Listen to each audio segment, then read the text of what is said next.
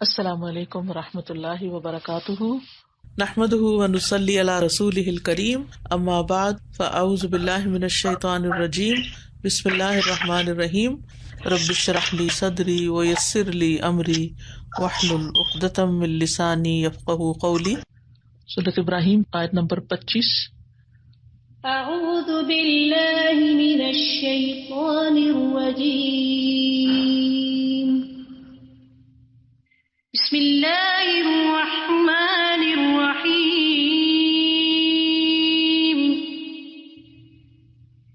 ألم تر كيف ضرب الله مثلا كلمة طيبة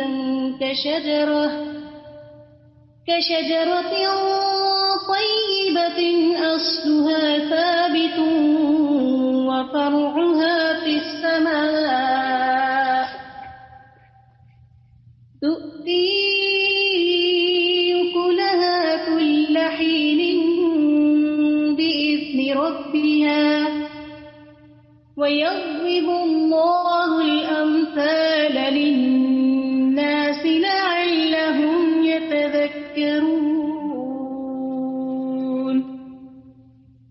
ومثل كلمة خبيثة كشجرة خبيثة اجتثت من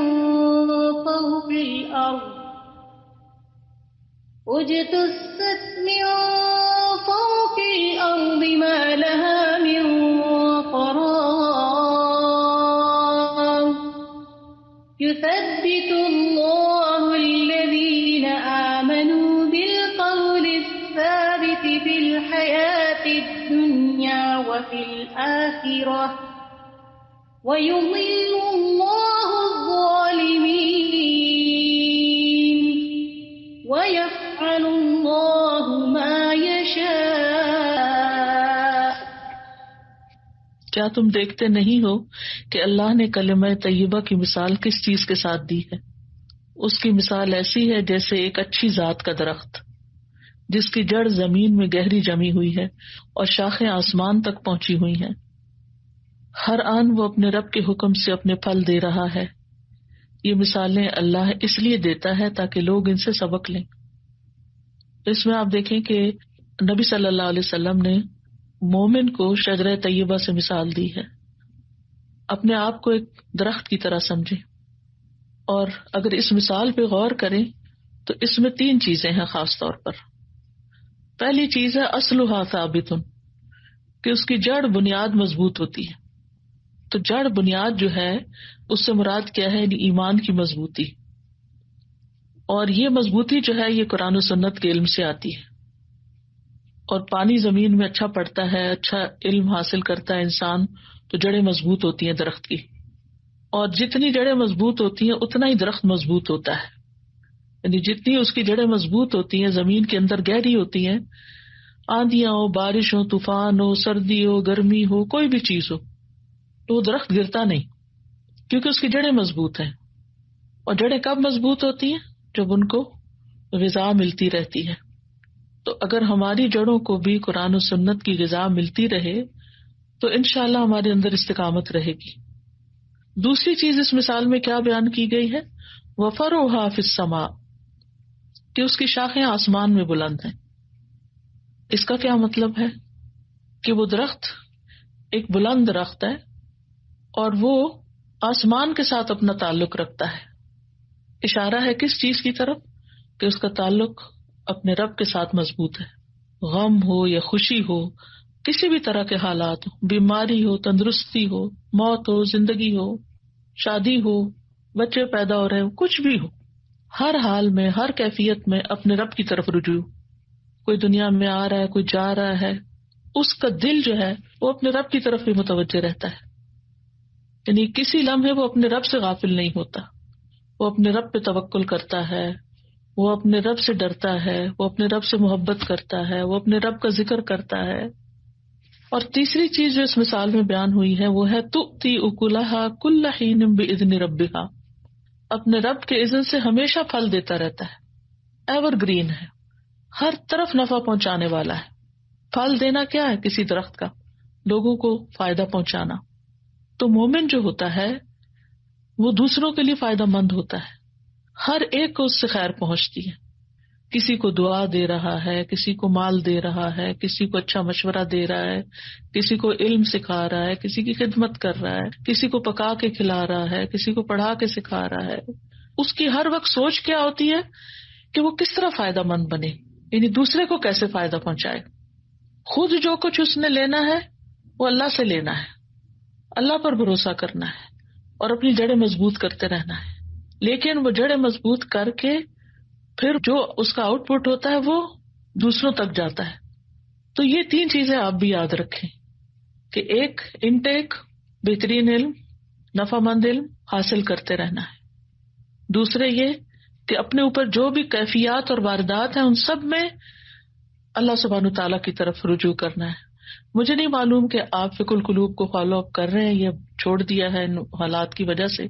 الحمدللہ ہمارا دوسرا والیوم تو شروع ہو چکا ہے کچھ ہفتے پہلے سے، لیکن یہ ہے کہ 2 ہفتے پہلے ہم نے خطر الجہل شروع کیا ہے، جہالت کی خطرناکیاں، کہ جب انسان کے پاس علم نہیں ہوتا تو کیسے کیسے نقصان ہوتے ہیں، کیسے کیسے خطرات اس کو لاحق ہوتے ہیں. اور اس میں اس ہفتے بڑی ایک اچھی بات ہم نے پڑھی کہ جیسے ہر شخص کے اندر دوسروں کے خلاف کوئی کمپلینٹس ہوتی ہیں، تو بعض لوگ ایسے ہوتے ہیں کہ جو شکوے شکایتیں لوگوں سے کرتے ہیں، لوگوں کے شکوے لوگوں سے کرتے ہیں. کچھ ایسے ہوتے ہیں کہ لوگوں کے شکوے اللہ سے کرتے ہیں، اور کچھ ایسے ہوتے ہیں جو اپنی شکایت اللہ سے کرتے ہیں کہ ربی انی ظلمت نفسی، میرا قصور ہے، ربنا ظلمنا انفسنا. تو جو پہلی قسم کا انسان ہے وہ تو ایک گھٹیا انسان ہے جو لوگوں کی شکایتیں لوگوں سے کرتا رہتا ہے، یا پھر اللہ کی شکایت بندوں سے کرتا ہے کہ اللہ نے میرے ساتھ یہ کر دیا، میرے پہ یہ ظلم ہو گیا، میرے ساتھ یہ ناانصافی ہو گئی، میری تقدیر میں یہ کیوں لکھ دیا. اور دوسرا انسان جو ہے جو بندوں کی طرف سے کوئی تکلیف پہنچتی ہے تو وہ اللہ کی طرف لے جاتا ہے، دعائیں وغیرہ کرتا ہے. یہ درمیانے درجے کا انسان ہے.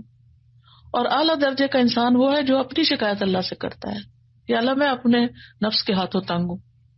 تو اس میں آپ دیکھیے کہ ہم سب اپنے آپ کو دیکھیں کہ ہم کہاں کھڑے ہیں، ہم کیا کر رہے ہیں.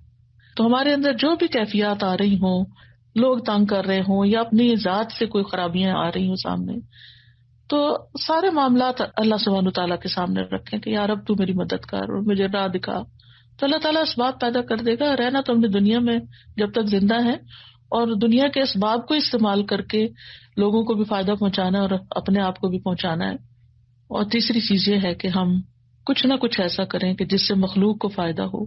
اور پھر آپ دیکھیں کہ جو لوگ مخلوق کو فائدہ پہنچاتے ہیں وہ ہمیشہ ان کی دعائیں سمیٹتے ہیں، وہ زندہ ہوں تب بھی، وہ فوت ہو جائیں تب بھی. تو ہر روز کچھ نہ کچھ سیکھیں، سجدوں میں دعائیں مانگے ربی زدنی علما.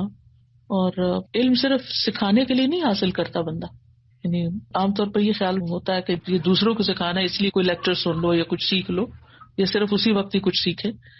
ہمیں سب سے پہلے تو خود اپنی ذات کے لیے فائدہ چاہیے ہوتا ہے اس علم کا. کچھ ایسا بھی پڑھا کرے کہ جو صرف اپنے لیے پڑھے کہ یہ میری اصلاح کے لیے، یہ میری خاطر. اور پھر یہ ہے کہ نماز، دعا، اذکار کے ساتھ اللہ تعالیٰ سے تعلق مضبوط رکھیں، اللہ سے باتیں کریں، لوگوں کو تعلیم دے کر، لوگوں کی خدمت کر کے ان کو فائدہ پہنچاتے رہیں. اصل میں مومن کی زندگی کا تو ہر لمحہ ہی بڑا قیمتی ہوتا ہے، یعنی کہ بہت بڑا خزانہ ہے اس کے پاس اور اس کو کسی قیمت پہ ضائع نہیں کیا جا سکتا، چاہے حالات کچھ بھی ہوں، کہیں پر بھی ہوں. ہمیں ہمیشہ یہی دیکھتے رہنا چاہیے کہ میں اس وقت کو جو میرے ہاتھ میں ہے اس کو بہتر سے بہتر طریقے پر کیسے استعمال کر سکتی ہوں. اور اس کو استعمال کرنے کے لیے انسان کو ہمیشہ یہ دیکھنا چاہیے کہ یہ میری دنیا اور میری آخرت کے اعتبار سے میرے لیے کس طرح کی گروتھ کا سبب ہوگا، اس میں میرا کیا بینیفٹ ہے. اپنی پرسنل گروتھ جو ہے اس کی طرف ضرور توجہ رکھیں اور اس کے لیے مزید سیکھتے رہیں، علم حاصل کرتے رہیں. اور اس سلسلے میں آپ لوگوں نے مختلف لوگوں کے بارے میں، بڑے بڑے اسکالرس کے بارے میں پڑھا ہوگا کہ کس طرح وہ اپنے وقت کا استعمال کرتے تھے. تاریخ بغداد ایک کتاب ہے، اس کے جو مصنف ہیں خطیب بغدادی، وہ لکھتے ہیں اپنی کتاب میں کہ جاہز جو عربی زبان کا ایک بہت بڑا رائٹر کہہ لیں، ایک اسکالر کہہ لیں، وہ کتب فروشوں کی دکانوں کو کرائے پہ لے کے ساری رات کتابیں پڑھتے تھے یعنی ان کے پاس کتابیں خریدنے کی گنجائش نہیں تھی، اور ویسے بھی اس زمانے میں آپ کو معلوم ہے کہ پرنٹنگ پریس تو ہوتے نہیں تھے، یا بک سٹورز تو نہیں ہوتے تھے، یا اس طرح کی عام لائبریریز تو نہیں ہوتی تھی، بہت ریئر تھی یہ چیزیں. یہ تو ہم خوش قسمت ہیں اس وقت کہ ہمارے پاس یہ ساری چیزیں، اور اس سے بڑھ کر اب تو ہماری پام میں، ہماری ہتھیلی میں آ گیا ہے جو فون ہے، جس میں ہر طرح کے ریسورسز اب الحمدللہ مل جاتے ہیں. تو کہاں وہ لوگ تھے کہ جو ساری رات جا کر کسی کتابیں بیچنے والے کی دکان میں بیٹھ کے کتابیں پڑھتے. اسی طرح خلیفہ عباسی المتوکل کے ایک وزیر تھے فتح بن خاقان، وہ ہر وقت اپنے ساتھ کوئی نہ کوئی کتاب رکھتے تھے. تو جب سرکاری کاموں سے انہیں فرصت ملتی تو آستین سے کتاب نکال کے اپنے پاس سے پڑھنے لگ جاتے تھے. تو ہم میں سے بھی جو لوگ زیادہ تر آفیسز کے کام کرتے ہیں اور پڑھنے پڑھانے کا موقع کم ملتا ہے، ان کو اپنی ایک ہیبٹ بنانی چاہیے کہ اپنے پاس کوئی نہ کوئی کتاب. اور ایک وقت تھا الہدا میں ایک روایت تھی یہ کہ ہر وقت یعنی مصحف جو تھا قرآن مجید کا چھوٹا نسخہ وہ ہر ایک کے ساتھ رہتا تھا. اور مجھے یاد ہے ہماری سیکنڈ بیچ کی ایک اسٹوڈنٹ تھی، لاہور کی تھی، وہ لاہور کا سفر کر رہی تھی، جا رہی تھی شاید واپس، قرآن پڑھ رہی تھی راستے میں، دوسری میں ان کا ایکسیڈنٹ سے انتقال ہوا اور وہ قرآن ان کے ساتھ تھا اس وقت بھی. تو قرآن مجید کی تلاوت بھی اور اس کے علاوہ جو ہیں دیگر کتابیں بھی. اب مثلاً ویسے بھی پڑھنے پڑھانے کا کام ہی رہتا ہے، لیکن آج کل ایک کتاب ابن الجوزی کی سید الخاطر، اس کا اردو ترجمہ ہے دل کی دنیا، بہت اچھی کتاب ہے وہ.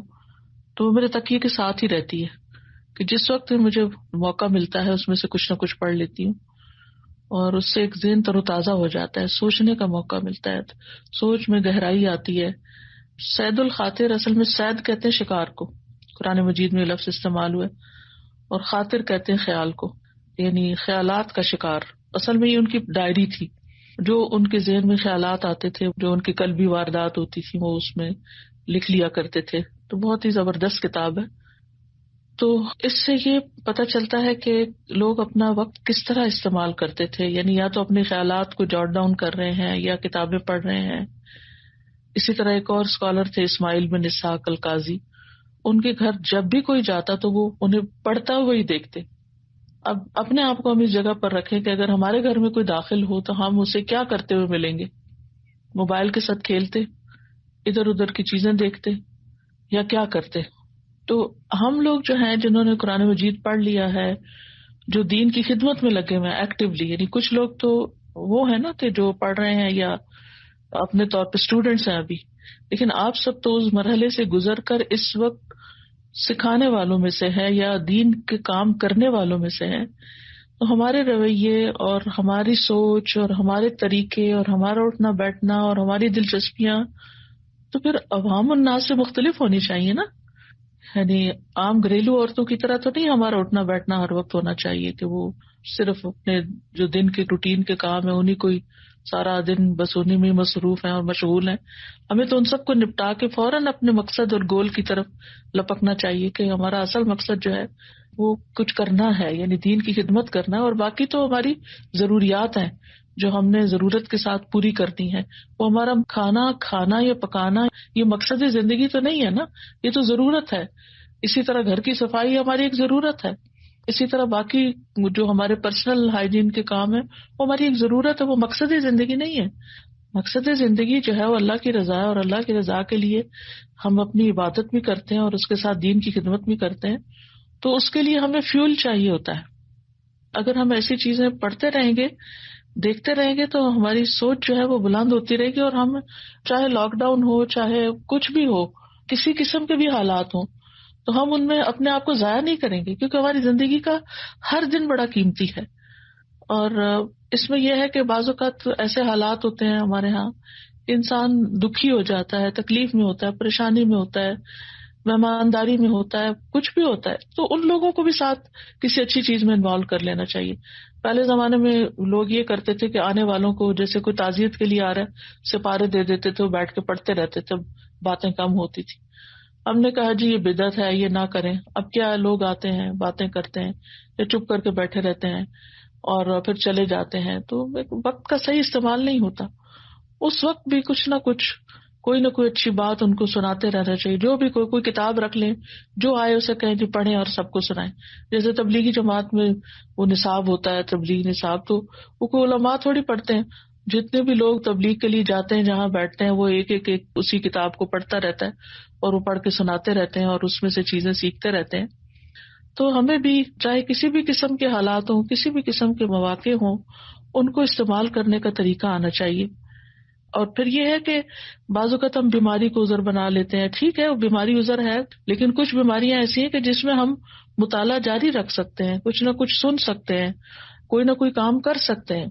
مثال کے طور پہ البیرونی کے بارے میں آتا ہے کہ حالت مرض میں مرنے سے چند منٹ پہلے تک, یعنی چند منٹ مرنے سے پہلے, تو کتنی تکلیف ہوگی ان کو اس وقت. ہم سب جانتے ہیں کہ موت کی جو سکرات ہوتی ہیں اس میں بندے کو ہوش نہیں ہوتی. تو ایک فقیر جو ان سے مزاج پرسی کرنے کے لیے آیا تھا کہ بیمار ہے, ان کا حال پوچھو جا کے, وہ ان سے علم الفرائض کا ایک مسئلہ پوچھ رہے تھے.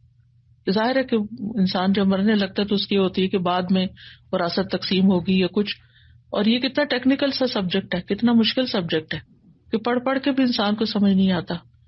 تو کس طرح وہ اس وقت بھی علم حاصل کر رہے ہیں. تو یہ ہیں وہ لوگ جنہوں نے زندگی میں کچھ کیا ہے, لیکن اس کا یہ مطلب نہیں کہ بس ہم صرف ان لوگوں کی تعریف کر چھوڑیں اور اپنی زندگی میں کوئی اس سے فائدہ حاصل نہ کریں. مختلف لوگ جو لکھنے والے تھے, جیسے یہ ابن الجوزی جن کی کتاب سید الخاطر ہے, ان کی چھوٹی بڑی کتابوں کی تعداد 1000 تک بتائی جاتی ہے. ان کے بارے میں آتا ہے کہ یہ اپنی عمر کا ایک لمحہ بھی ضائع نہیں کرتے تھے, اور لکھنے کے لیے اس وقت فاؤنٹین پین نہیں ہوتے تھے, قلمیں ہوتی تھیں. تو یہ قلموں کو تراشتے رہتے تھے اور تراشے جو تھے وہ سنبھالتے رہتے تھے. تو جب ان کی وفات ہوئی تو وہ تراشے پانی کو گرم کرنے کے لیے جو غسل کا پانی گرم کیا گیا, ان تراشوں کی آگ جلا کے اس سے وہ پانی گرم ہو گیا. اور یہ اپنی کتاب سید الخاطر جو ہے, جو میں بتا رہی ہوں, اس میں وہ لکھتے ہیں کہ افسوس ان لوگوں پر جو کھیل تماشے میں لگے رہتے ہیں اور ادھر ادھر بلا مقصد گھومتے رہتے ہیں, بازاروں میں بیٹھ کے آنے جانے والوں کو گھورتے ہیں, قیمتوں کے اتار چڑھاؤ پہ رائے زنی کرتے رہتے ہیں. یہ ابن الجوزی کے دور کا حال ہے, تو آج بھی یہی حال ہے لوگوں کا.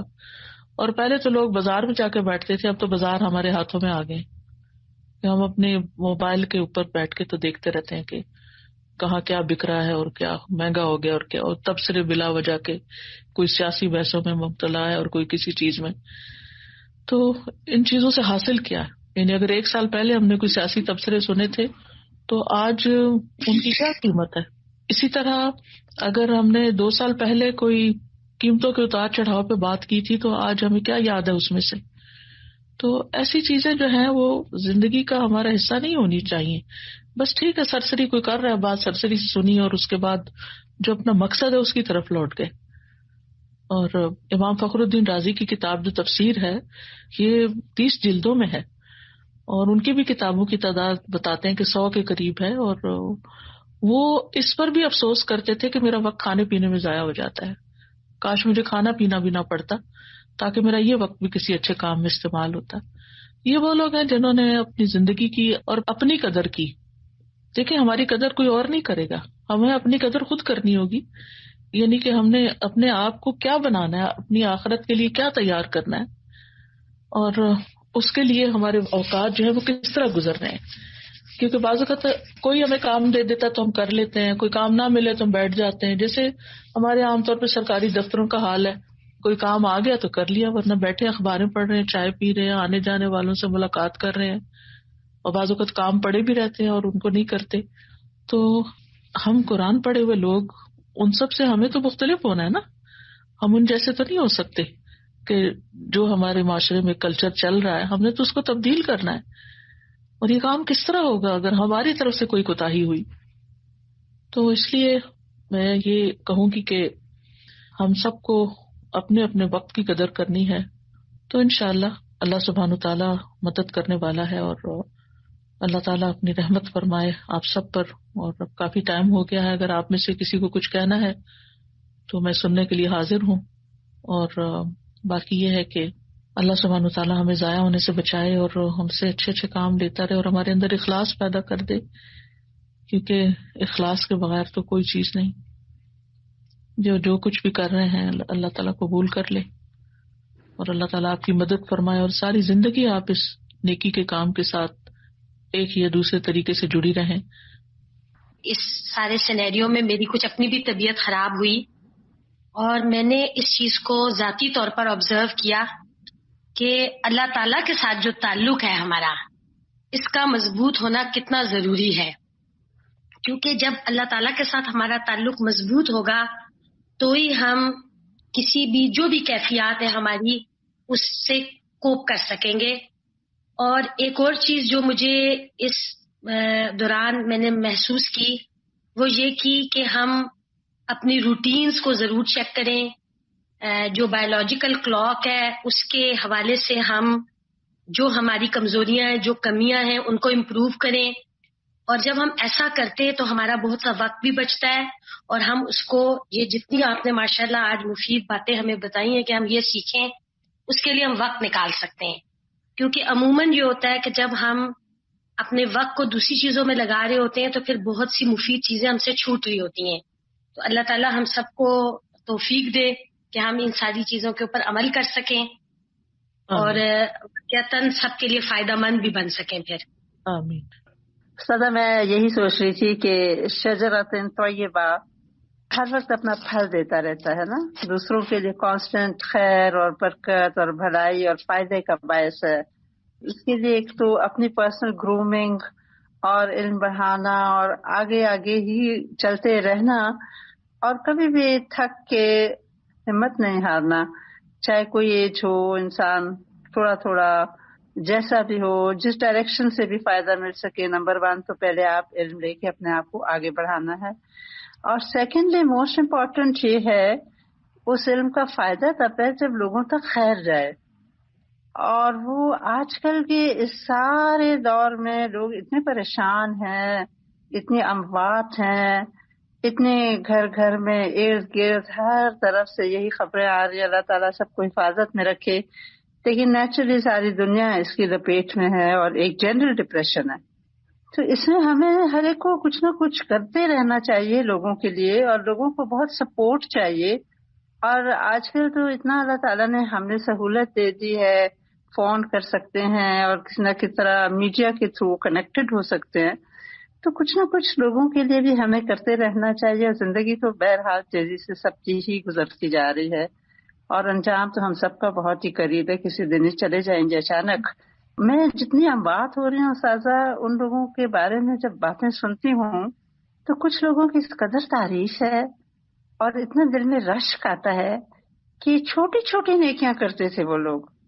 تو میں نے دیکھا کہ واقعی حقیقتاً ہم پڑھتے تو رہتے ہیں کہ والباقیات الصالحات، پیچھے تو نیکیاں ہی باقی رہتی ہیں.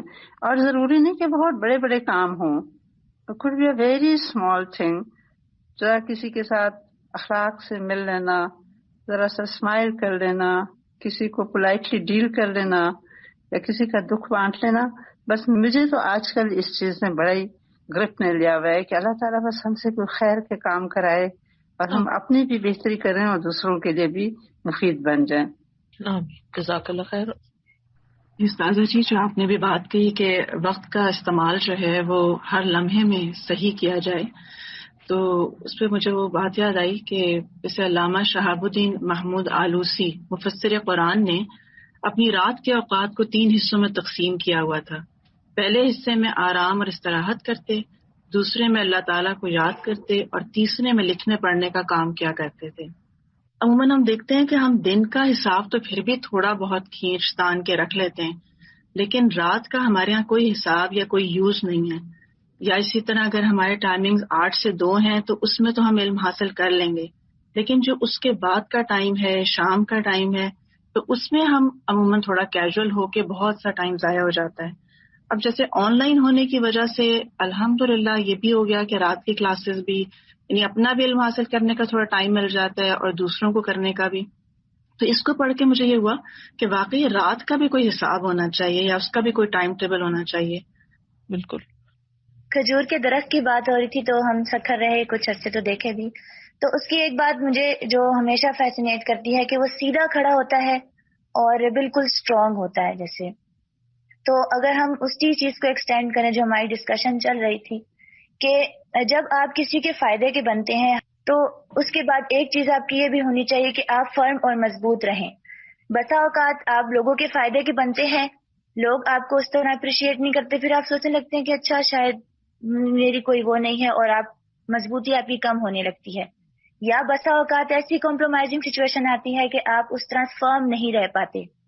تو جتنے بھی ہم لوگوں کے فائدے کے لیے بنے، ہم نے اپنی جو اجر ہے وہ اللہ سے چاہنا ہے، اور مصائب اور آزمائشیں اور سب میں فرم رہنا ہے. اور یہ کہ جو ہر موسم میں پھل دینے والی بات ہے، تو سب نے الحمدللہ کیمپس میں بھی پڑھایا، اور جب آن لائن سب شفٹ ہو گیا تو سب نے پوری کوشش کی کہ اس حساب سے بھی اپنے آپ کو اکوپ کریں کہ ہم کیسے افیکٹولی سب کو آن لائن پڑھا سکتے ہیں. جی، آپ کی بات سے مجھے نیکسٹ آیت یاد آئی، شمیم نے تلاوت کی تھی، یعنی مثل کلمۃ طیبۃ کی تو بات ہم نے کی تھی، لیکن دوسری طرف اس کے کمپیریزن میں اللہ سبحانہ تعالیٰ نے شجر خبیثہ کی بات بھی کی ہے، اور اس کا کیا بتایا کہ ناپاک کلمے کی مثال جو ہے وہ ناپاک درخت کی طرح ہے جو زمین کے اوپر سے اکھاڑا گیا. یعنی پہلے وہ کوئی خیر کا کام کر ہی رہا تھا، زمین پہ کچھ نہ کچھ سبزہ دے ہی رہا تھا، لیکن جو ہی حالات بدلے تو وہ درخت بھی اکھڑ گیا. ما لہا من قرار، اس کے لیے کوئی قرار نہیں، کوئی ثابت قدمی نہیں. پھر اس کے بعد اللہ تعالیٰ فرماتے ہیں کہ یثبت اللہ الذین آمنوا بالقول الثابت فی الحیات الدنیا وفی الآخرہ.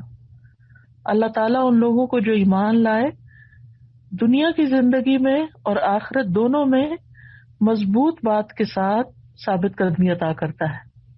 اور یہ مضبوط بات جو یہ کلمہ طیبہ لا الہ الا اللہ ہے، یعنی جتنا زیادہ ہمارا ایمان مضبوط ہوگا اتنی ہی ثابت قدمی ہوگی، اور ایمان کی مضبوطی کے لیے علم ضروری ہے. وَيُضِلُّ اللَّهُ الظَّالِمِينَ، ظالموں کو تو اللہ بھٹکا دیتا ہے. وَيَفْعَلُ اللَّهُ مَا يَشَاءُ، اور اللہ جو چاہتا ہے کرتا ہے.